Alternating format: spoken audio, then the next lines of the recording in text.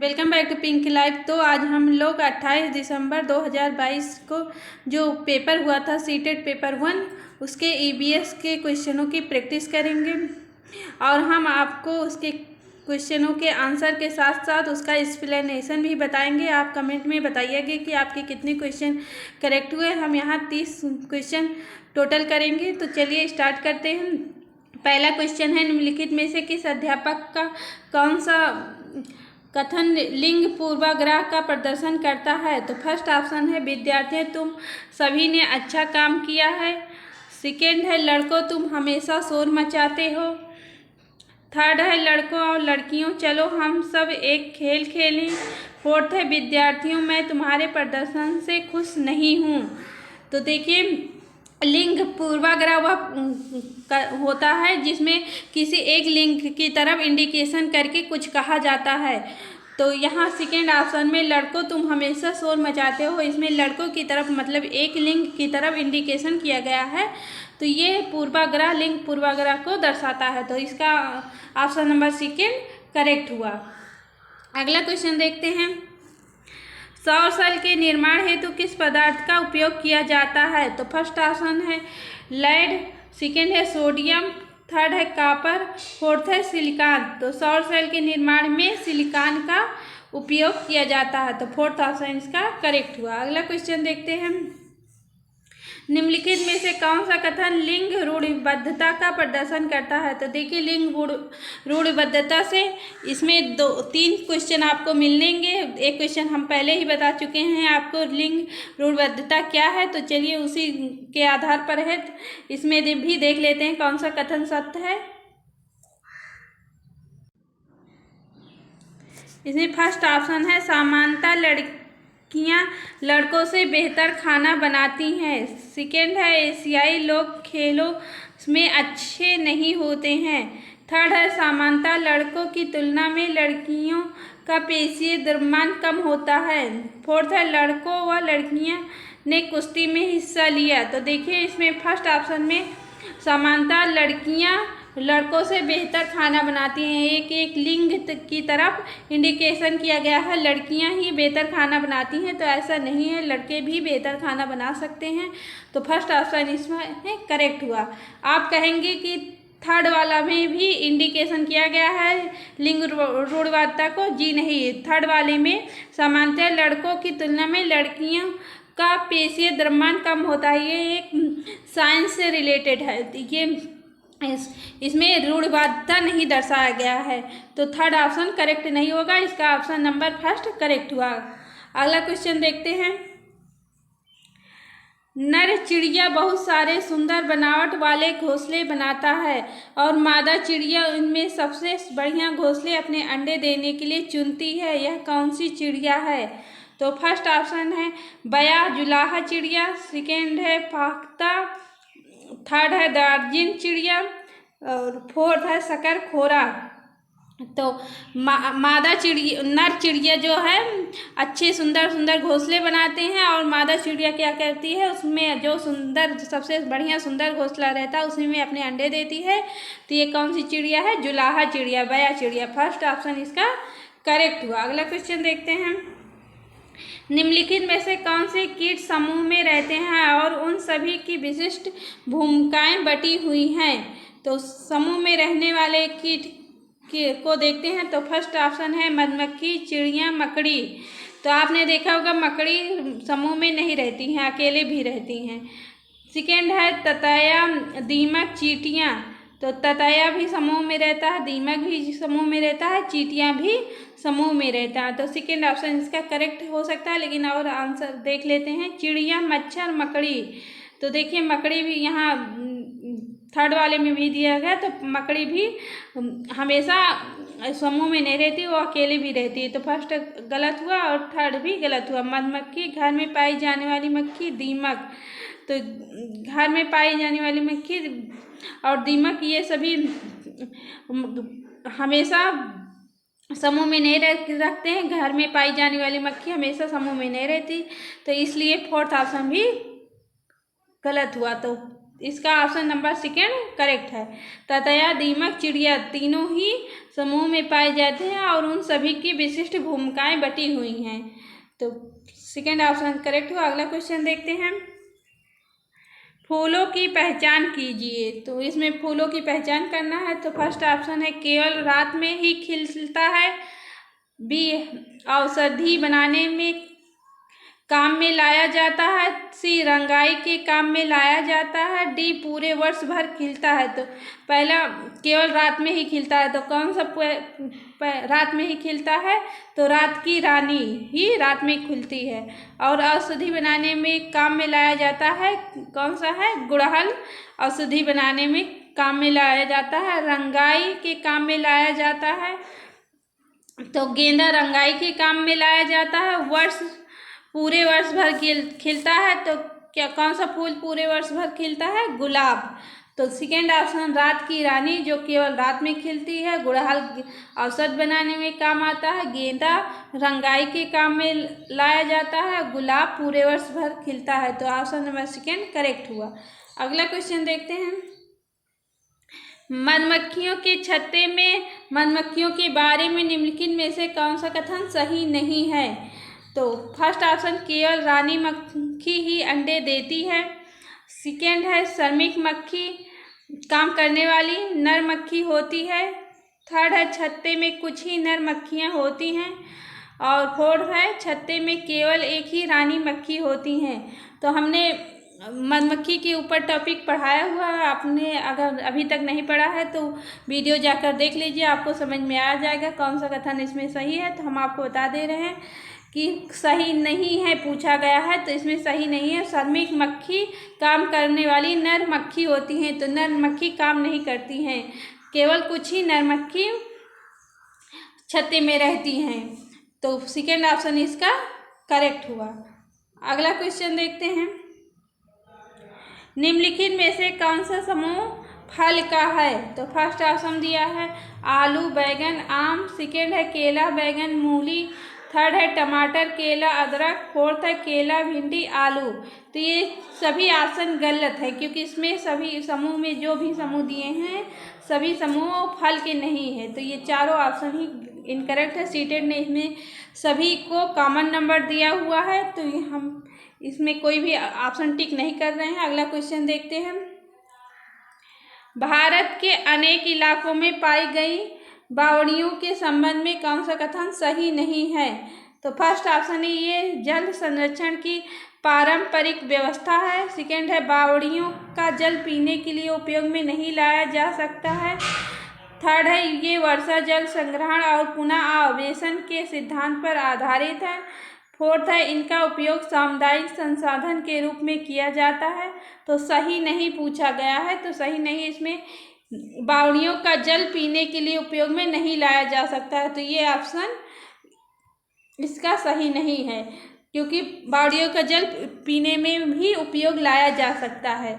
तो second option इसका correct हुआ। अगला क्वेश्चन देखते हैं।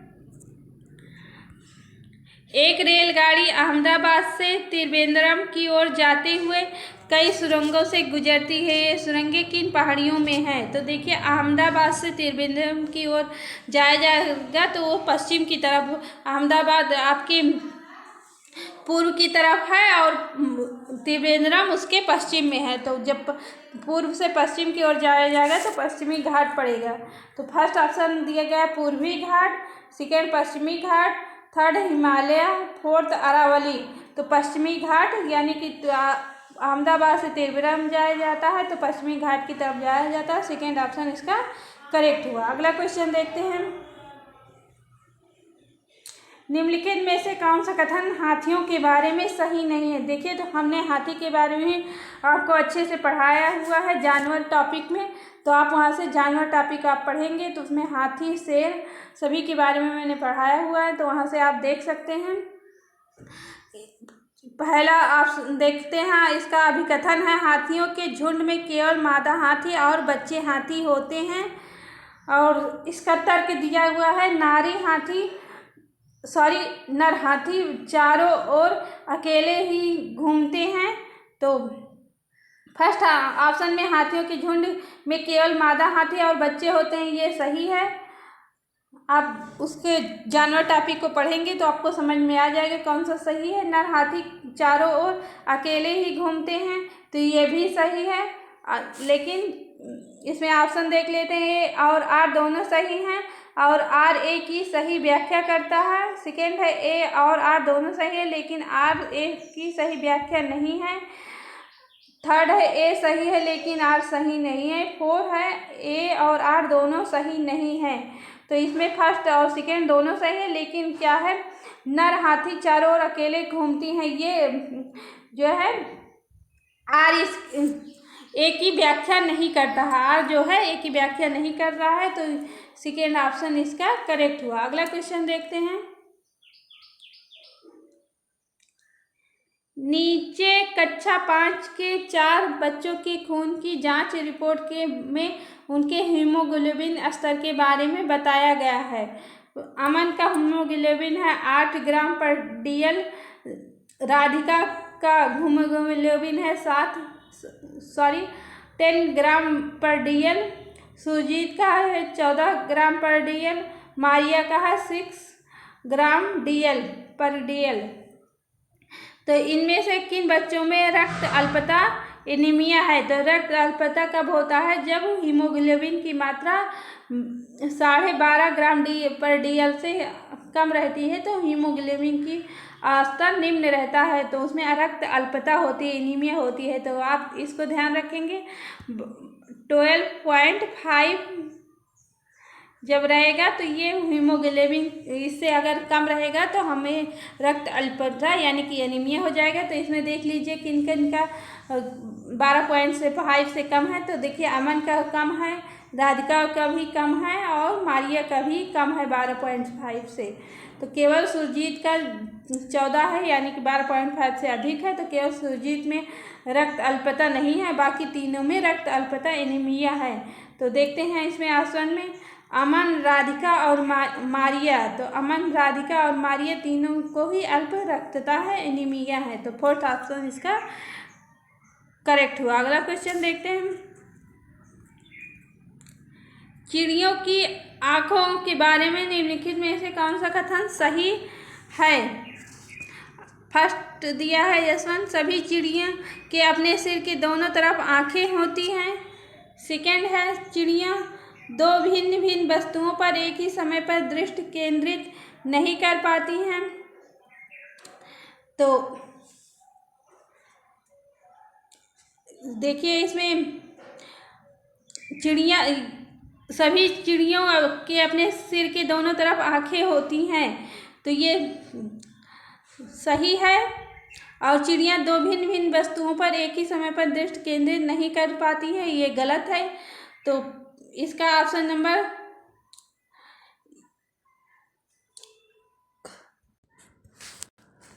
ये वाला क्वेश्चन हम फिर से देखते हैं।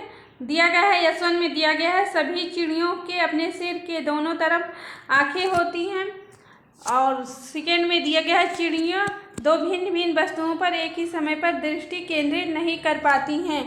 तो फर्स्ट ऑप्शन जो दिया गया सभी चिड़ियों के अपने सिर के दोनों तरफ आँखें होती हैं, इनकरेक्ट है। सभी चिड़िया के अपने सिर के दोनों तरफ आँखें नहीं होती हैं, कुछ चिड़ियों के होते हैं और कुछ चिड़ियों के दोनों तरफ आँखें नहीं होती हैं। और सेकेंड ऑप्शन में दिए गए चिड़िया दो भिन्न भिन्न वस्तुओं पर एक ही समय पर दृष्टि केंद्रित नहीं कर पाती हैं, तो ये भी इनकरेक्ट है। चिड़िया भिन्न भिन्न वस्तुओं पर एक साथ दृष्टि केंद्रित कर लेती हैं, तो दोनों गलत है।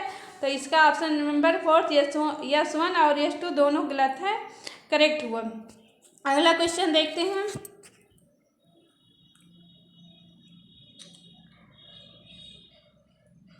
बाघों की निम्नलिखित में से कौन सी विशेषताएं उन्हें अंधेरे में आगे बढ़ने और अपना शिकार खोजने में मदद नहीं करती हैं? तो फर्स्ट ऑप्शन है संवेदनशील गलमुच्छें, सेकेंड है विभिन्न दिशाओं में कानों की गति, थर्ड है जोर से गर्जना, फोर्थ है सुनने का तीव्र आभास। तो देखिए इसमें दिया गया है निम्नलिखित में से कौन सी विशेषताएं अंधेरे में आगे बढ़ने और अपना शिकार खोजने में मदद नहीं कर पाती सकती हैं। तो संवेदनशील गलमुच्छें उन्हें मदद करती हैं। विभिन्न दिशाओं में कानों की गति, ये भी मदद करता है।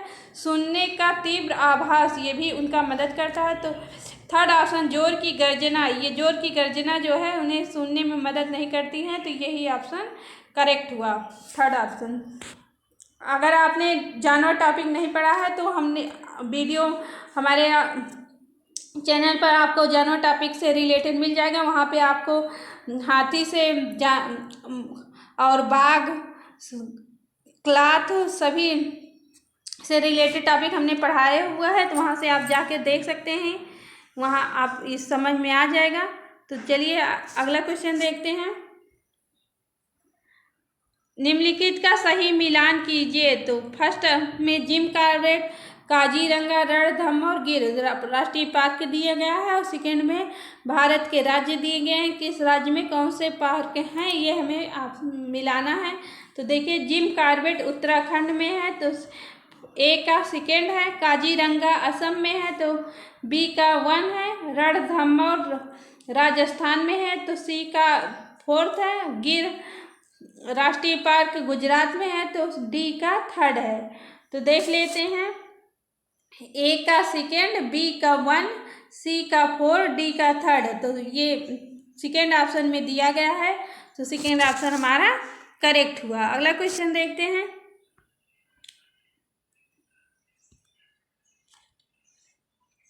जब पर्यावरण अध्ययन के शिक्षक अपने बच्चों को चिड़ियाघर ले जाते हैं तो वह किस उद्देश्य की पूर्ति करना चाहते हैं। तो फर्स्ट ऑप्शन दिया है बच्चों को जानवरों के संरक्षण के प्रति संवेदनशील बनाना। सेकेंड है बच्चों को मज़ेदार तरीके से सीखने का मौका देना। और थर्ड है वास्तविक जीवन की परिस्थितियों और कक्षा विद्यार्जन के बीच परस्पर संबंध स्थापित करना। फोर्थ है बच्चों में पशुओं को पालने के कौशल को विकसित करना।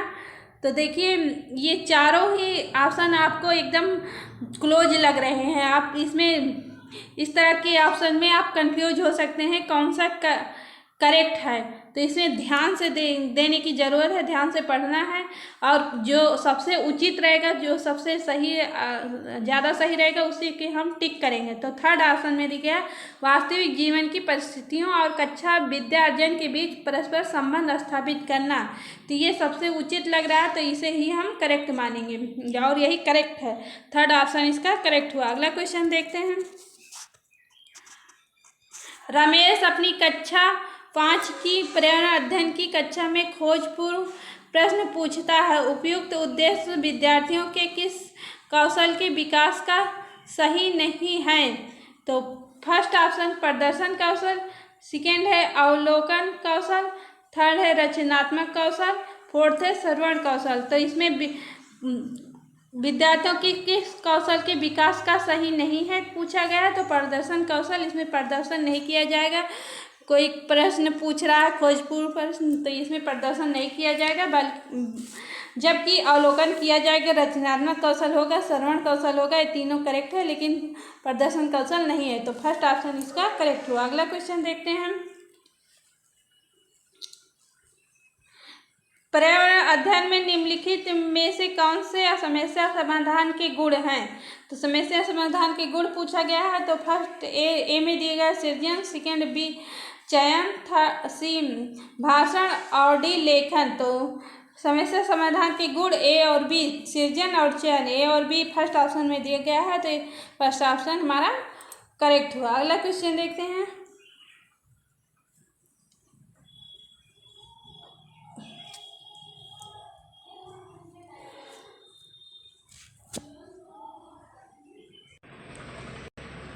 अगला क्वेश्चन है एक ईवीएस शिक्षक के द्वारा प्रयुक्त होने वाली भाषा। तो फर्स्ट ऑप्शन दिया गया औपचारिक एवं परिभाषाओं पर बल देने वाली होनी चाहिए। सेकेंड है बच्चों के लिए कठिन होनी चाहिए ताकि वह समझ ना पाएँ। थर्ड है बच्चों की दैनिक रोजमर्रा की भाषा से संबंधित होनी चाहिए। फोर्थ है प्राविधिक प्रकृति की होनी चाहिए। तो देखिए औपचारिक एवं परिभाषाओं पर बल देने वाली परिभाषाएं जहां आए वो ऑप्शन गलत रहता है। कठिन होनी चाहिए, ये भी गलत है। प्राविधिक प्रकृति की होनी चाहिए, ये भी गलत है। तो बच्चों की भाषा कैसी होनी चाहिए? दैनिक और रोजमर्रा की भाषा से संबंधित होनी चाहिए। थर्ड ऑप्शन इसका करेक्ट हुआ। अगला क्वेश्चन देखते हैं। आकर्षक एवं प्रासंगिक अनुदेशात्मक सामग्री का उपयोग सहायक है क्योंकि वह सभी ज्ञानेंद्रियों को सक्रिय करते हैं, अधिगम को अधिक अर्थपूर्ण बनाते हैं। थर्ड है शिक्षकों को शिक्षण अधिगम प्रक्रिया में सहायता करते हैं। फोर्थ है विद्यार्थियों का ध्यान आकर्षित करते हैं। तो अनुदेशात्मक सामग्री का उपयोग सहायक है क्योंकि वह सभी ज्ञानेंद्रियों को सक्रिय बनाते हैं, सक्रिय करते हैं। तो फर्स्ट ऑप्शन इसका करेक्ट हुआ। अगला क्वेश्चन देखते हैं। ईवीएस के शिक्षण में न्यूनतम महत्वपूर्ण क्रियाकलाप की पहचान कीजिए। तो फर्स्ट ऑप्शन पर विद्यार्थियों से परिचर्चा, सेकेंड है कार्यपत्रों पर चित्रों और रूपरेखा को बनाना, थर्ड है अवज्ञाकारी विद्यार्थियों को सजा देना, फोर्थ है विद्यार्थियों को बाहर प्रकृति की सैर पर ले जाना। तो देखिए इसमें पूछा गया न्यूनतम महत्वपूर्ण क्रियाकलाप, तो जो सबसे न्यूनतम है, कम महत्वपूर्ण है, उसी को हम चूज करेंगे। तो अवज्ञाकारी विद्यार्थियों को सजा देना, सजा देना बहुत ही कम हम उपयोग करते हैं। चाहे जितना भी बच्चा गलती करे उसे हम सजा देने से ज़्यादातर बचते हैं। तो थर्ड ऑप्शन ही करेक्ट हुआ। अगला क्वेश्चन देखते हैं।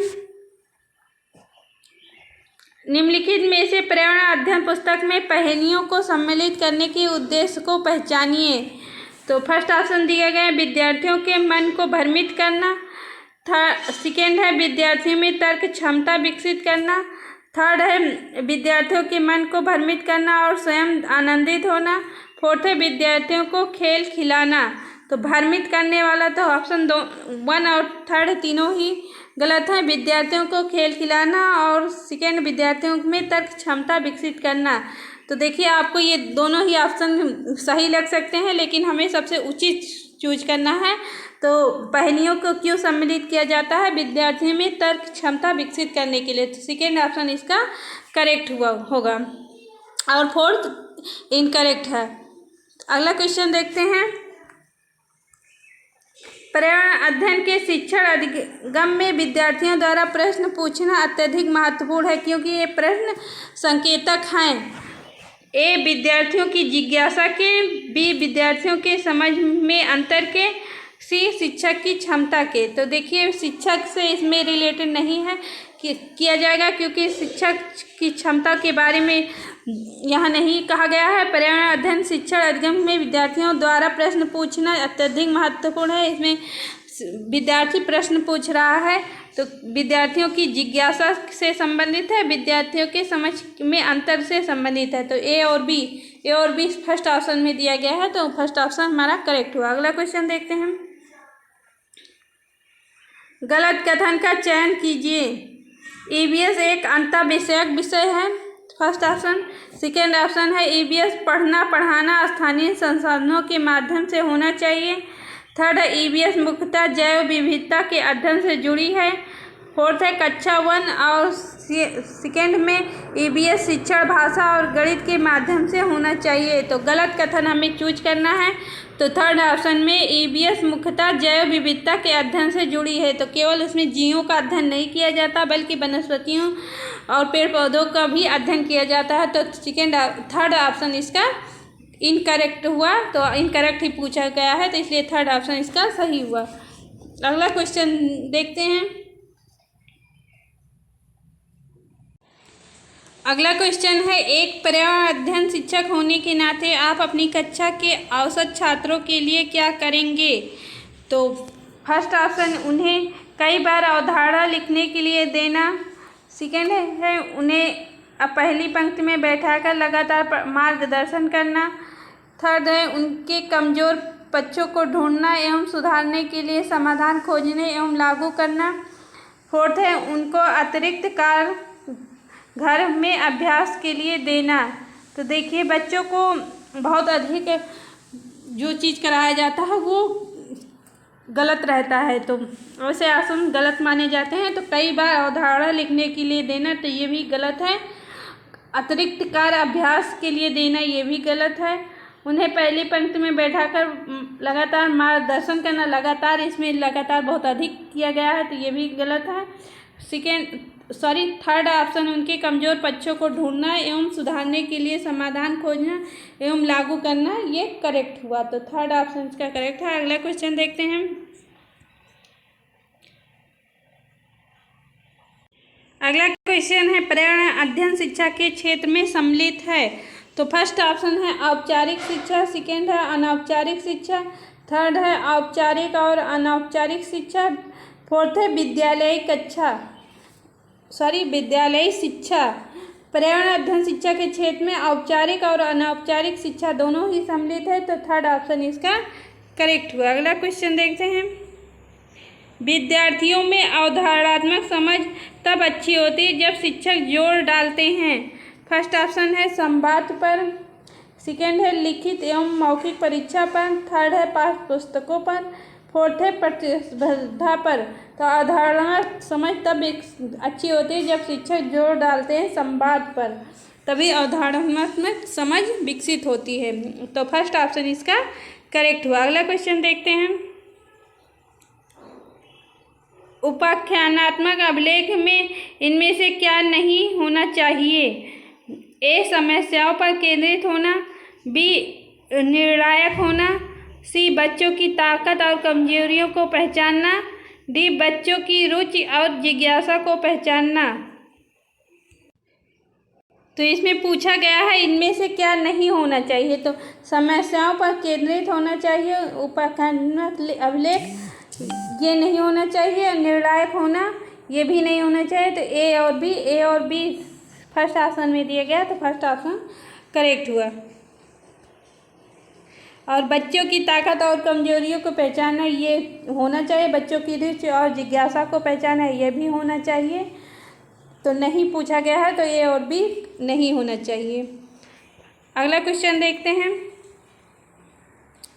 एक ईवीएस की कक्षा में एक शिक्षक चर्चा करता है कि घर की मक्खियां बीमारी फैलाती हैं। चर्चा के लिए सबसे उपयुक्त सीखने का संसाधन होगा। तो फर्स्ट ऑप्शन है अखबार, सेकेंड है फ्लैश कार्ड, थर्ड है स्लोगन्स, फोर्थ है पोस्टर्स।